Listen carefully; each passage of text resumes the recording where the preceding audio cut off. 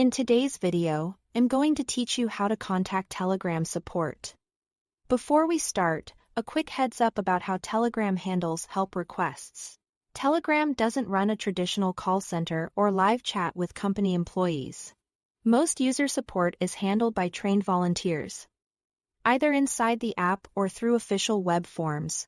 That means your fastest path is usually the in-app option, and the web form is best when you can't sign in or prefer using a browser. If you still have access to your account, open Telegram on your mobile device or desktop. Go to Settings. On mobile, tap the Settings tab at the bottom of the screen. On desktop, click the three horizontal lines in the top corner. Then choose Settings. In Settings, look for Ask a Question. When you tap it, a window appears with two choices. Go to FAQ or Ask a Volunteer. The FAQ link is great for quick, common answers. If you need personal help, select Ask a Volunteer, then click Start to begin the chat. Describe your issue clearly and briefly, include relevant context like the device and platform you are using, and attach non-sensitive details that help volunteers understand what's happening.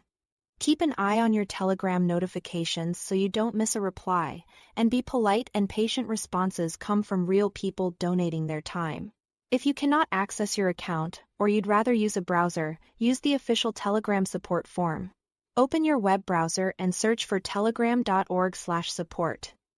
Make sure you are on the official Telegram domain before proceeding. On the form, you'll be asked for a description of your issue, a contact email address, and your phone number in international format.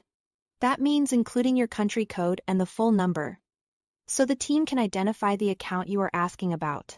Write a clear, factual description of the problem. Mention any error messages you see, and avoid adding sensitive data like passwords or login codes.